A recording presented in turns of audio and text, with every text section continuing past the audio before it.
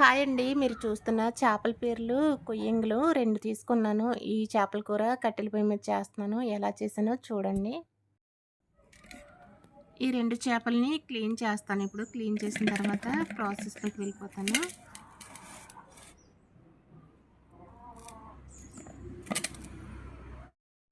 ఈ కర్రీ కోసం 2 ఉల్లిపాయలు, అలాగే పచ్చిమిర్చి, ఒక టమాటా తీసుకున్నాను. ఇవి మిక్సీ చేసేసుకోవడమే. ఇలా కచ్చాపిచ్చాగా మిక్సీ చేసుకున్న తర్వాత ఈ ముక్కల్లో యాడ్ చేసేసుకుంటున్నానండి ఇప్పుడు.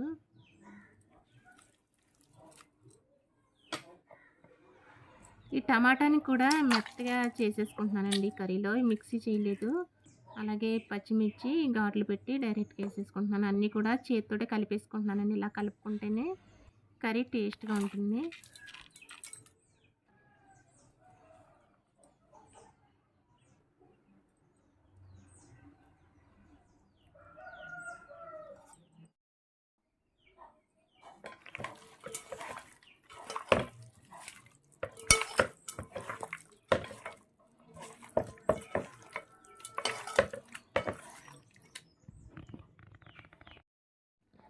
ఇలా మొత్తం కలిపేసుకున్న తర్వాత దీంట్లో కొంచెం వాటర్ పోసేసి డైరెక్ట్‌గా పొయ్యి మీద పెట్టేసుకొని, ఒక్క తిరగబోతొచ్చిన తర్వాత అప్పుడు చింతపండు రసం వేసుకోవాలి. ఇప్పుడు దీన్ని పట్టుకెళ్ళి పొయ్యి మీద పెట్టేస్తాను.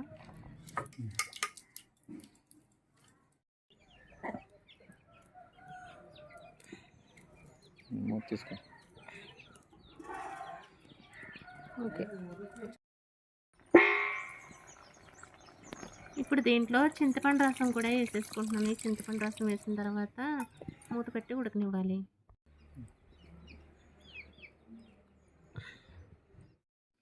ఈ కర్రీలో మసాలా కోసం ఇవన్నీ కూడా తీసుకున్నానండి. ఇది నూరి ఇప్పుడు కర్రీలో ఏస్తాను నేను.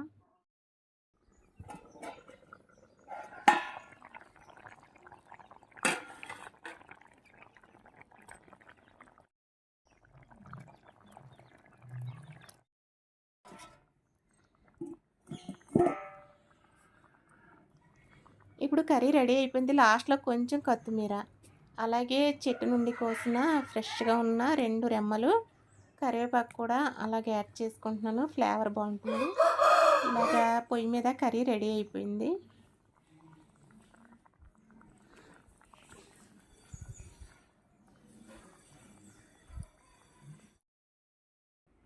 కట్టెల పొయ్యి మీద చేసిన చేపల కూర రెడీ అయిపోయిందండి. ఈ విధంగా ఇలాగా ఆయిల్ పైకి తేరే వరకు ఉంచి, అలా సన్నటి సెగ మీద అలా ఉంచేసుకుంటే కర్రీ రెడీ అయిపోతుంది. ఇలా తినడానికి చాలా బాగుంటుంది. ఇప్పుడు కర్రీ టేస్ట్ చూసి చెప్తాను ఎలా ఉందో.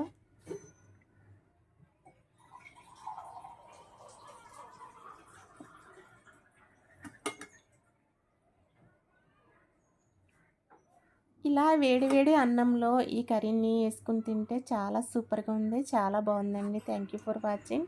Bye bye.